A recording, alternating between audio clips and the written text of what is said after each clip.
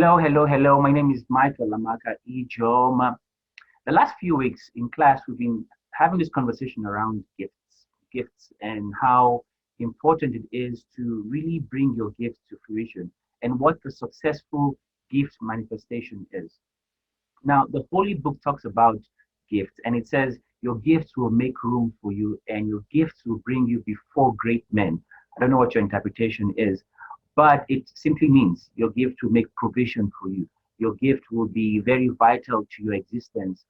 Your gift will then bring you in the audience of people of value. Now, our gift is hidden inside every one of us. Every individual has a gift. And it is very important that you and I take quality time to discover what these gifts are. It just makes surviving this world a whole lot easier. As soon as you're able to identify what your gifts are, and then you can hone those gifts and then grow those gifts. You know, everything that was created, everything that was created with a gift.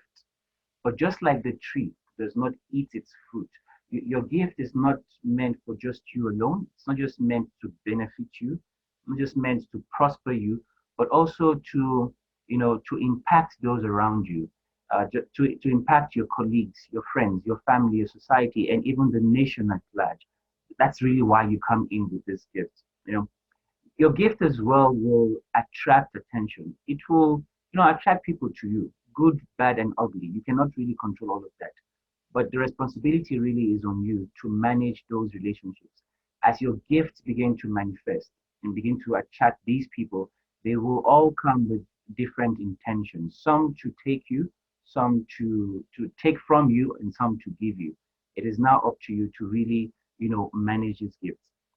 Another important aspect or important thing about gift is your gift, people will actually value your gift, and you will be paid for your gift.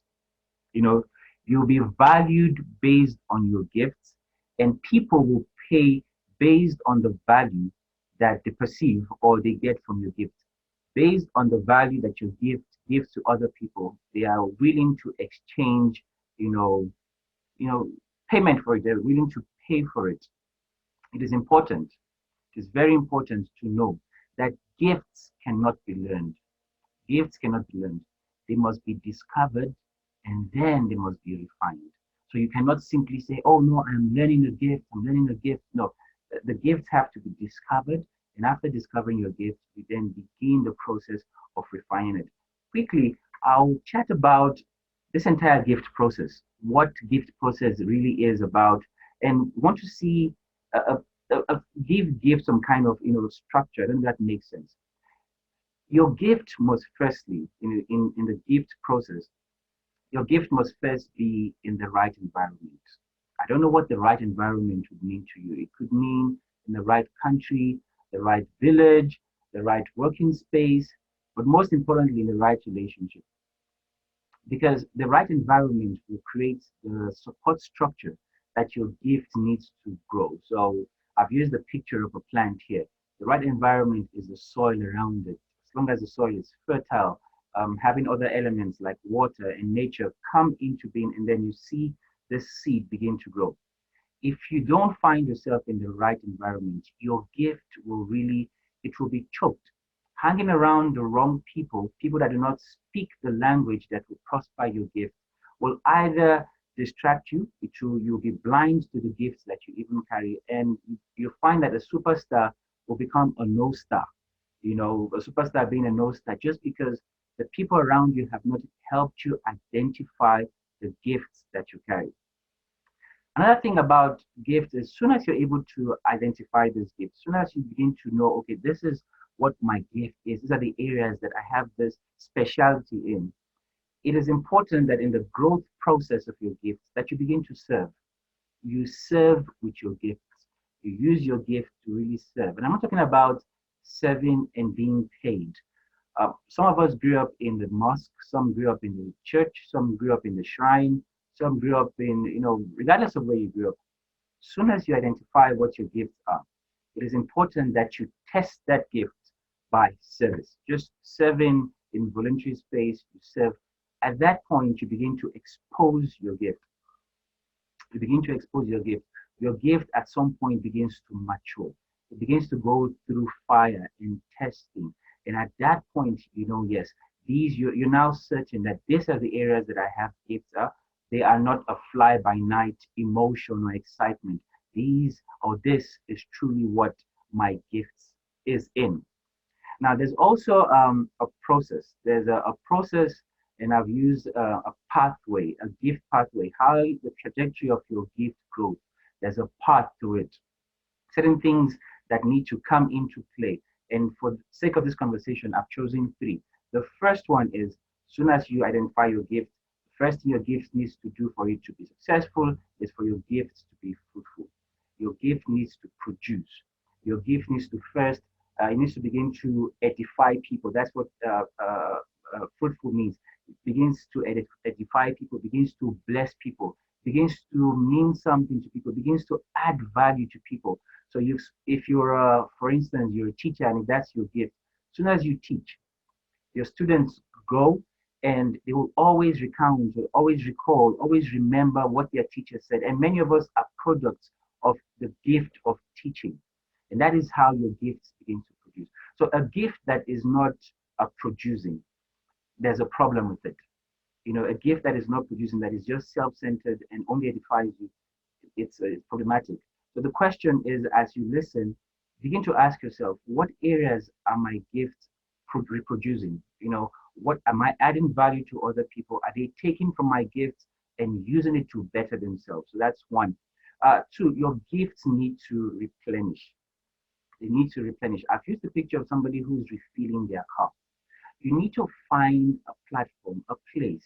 You need to find a source where you unlearn, you relearn, you refill, you refine. I don't know what words to use, but you keep bettering your gifts. You keep, you take this gift that was able to shine at 6 kilowatts or 6 watts and you improve them to beam to a greater world. You can only do that with the right, acquiring the right skill. You pay sometimes to go learn a bit more. How to take your skills, how to take your gifts and better them, how to better, structure them and channel them so that it becomes something that other people can use and find value in it. Another part of your gift, and this part is very, very interesting. Soon as you identify your gift and you begin to see that it's adding value, you begin to better yourself. You become clear that this is the area where I have an authority in. If you're a musician, yes, I am a musician. I'm not competing with anybody. I'm just bettering, who I am in my skill. At that point, it's important that you subdue. So you be fruitful, you replenish, and you subdue. What subduing really means, and it's a very harsh word, it simply means to dominate. I've used pictures of some of the athletes that I really respect and I follow. As soon as Kamaru Usman knew that he had a gift when it comes to fighting in combat sports, he knew he could take pain and he could give pain. In context, in this case, he knew he could control people on the ground and even standing. He was able to go out there, dominate, and show the world what he carries. Today, he's the welter world champion. And if you've seen that picture, you find a Cameroonian, Francis Ngannou. They have accepted, they've discovered that yes, this is what they carry. Kamaru Usman, he's also a trainer. He trains people in wrestling. He's a motivator. He's adding value with his gift. The important thing about him as well is that, like, he's moved camps because he's replenishing, he's renewing, he's learning more things. And that is unfortunately what happens to some people at times. As soon as they attain the level, it's almost like a variety. No, this world is, cyclic. It's a cycle. You just keep learning and learning. There is never an ending. There is never an ending. Now, with many people that have identified their gifts, with many people that have gotten to a point, or better still, with those who are still starting up, one of the things you want to be careful about is gift killers. I use the word gift killers just to emphasize it. Gift killers are those things that distract you. Gift killers are those things that stop you, those things that ensure that your gift will not reach its full potential. A few of them I've listed here. And number one, which is what many of us suffer from, would be doubt. Doubt would be when you're not certain if what you think you carry is really what you carry. And sometimes it's because you're competing against other people. You're a musician, you can sing, but when you hear other people sing, you ask yourself, am I really sure that music is where I'm supposed to be at? Yes. That is why the right environment is important. Because what happens in the right environment is you get mentorship. You find people that will look at you and see that you're having doubt in yourself, and they're able to encourage you, lift you up, and guide you through the process. So the first is doubt. You must never doubt your gifts. Gifts are they are allowed to grow and they should grow. Never doubt them. All you do is you begin to invest in them, and at some point they'll mature and they'll be ready to use. Another gift killer is poor planning. Poor planning. Poor planning leads to a lot of things. Poor planning leads to chaos. You find somebody who is skilled and gifted in so many things and is just misusing it. Why? Because they haven't planned properly. You see that in very you see that clearly even in the world of sports. Some athletes are well skilled, they are gifted, but they don't plan properly. Whether it's in dieting, whether it's their training, poor planning. Sometimes you are gifted in maybe arts, in various industries, but because you haven't planned your growth properly, you haven't planned even the markets that you will serve, you haven't planned the platform that you will use, those gifts just they are mismanaged, they are misused, and they do not find success. Another killer would be the wrong crowd. What the wrong crowd really does is they see the areas that you're lacking, but they don't tell you. They keep, you know, clamoring, they keep hailing you, they keep exalting you, even when they should be, kind of like admonishing you, kind of like redirecting you, kind of like advising you and suggesting better ways to do what you're doing. They sometimes just make you feel like you're there, whereas you're not there. Sometimes the fault could be on your part because you want to hear what you want to hear. Other times it's just the wrong crowd. They are not interested in ensuring that you become the top, which is a problem. Sometimes the crowd is going left while you're going right. It's important that when you're in the right crowd, you see yourself, move from level one to level two. That's how you really ascertain if you're in the wrong crowd or in the right crowd. Whatever crowd you find yourself in, regardless of what it is, friends, worship places, the groups that you choose to join, it must show that there's been, an increment in your pursuit of your gift manifestation. It must show that you're becoming better at what you do. If you used to be a very shy person and you find yourself in a group, now you're slowly coming out of your shyness and you're able to articulate better. So it depends on the industry you find yourself. The wrong crowd will either keep you stagnant or they will ensure that you just don't grow. Another gift killer is laziness. Laziness. I always say if you wake up one day and nothing motivates you, if you wake up one day and you're not pursuing anything, just kindly go back to sleep. Just go back to sleep. Because laziness will ensure that no matter the support that you need and that you get, you will do nothing with it. Sometimes laziness comes up when you're faced with pressure. So you've started the journey and then you need pressure. You're not able to gather the strength, or you choose not to even gather the strength. You choose not to attempt it. Laziness creeps in. We spend too much time doing things that our flesh, wants, but does not prosper the fulfillment of our gifts. Our gifts find no benefit in it. Laziness. We do those things that are easy or easier to do. And these ones we sort of, leave because we find them difficult. But those are the things that will take us to where we need to get to. Another gift killer is, wanting it now. I want it now. There is a time and a season for everything to materialize. There's a time and a season. Impatience kills a lot of us. Whether you're an entrepreneur, whether you're pursuing anything in life, whether you feel that you have all the gifts in the world, it will not happen immediately. It goes through a process. And it's important that we understand that process. We stick to the process and we learn from every stage. Impatience is a massive problem.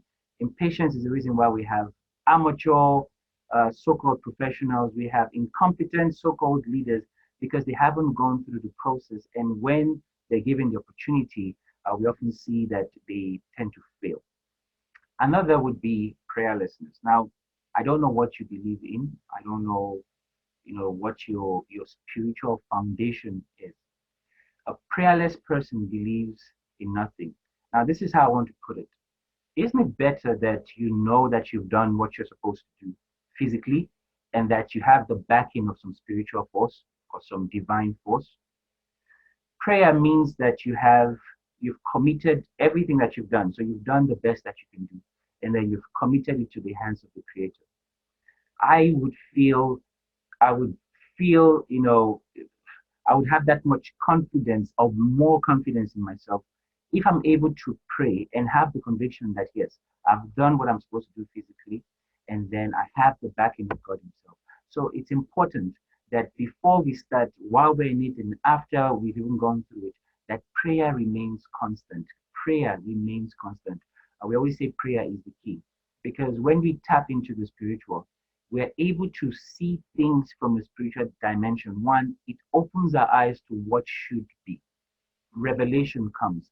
And sometimes what separates two very good people is that one has insights, one has revelation, the other is simply walking by sight. Two different things. So, yes, these are some of the tips, some of the extractions from our conversation. So, I thought, let me share with you on this platform. If you have any contribution, please send a message or send an email or whatever. But it's important for you to note that just because you exist, just because you and I are in this world, doesn't mean that we'll be successful. Doesn't mean that you and I will be remembered even when we leave.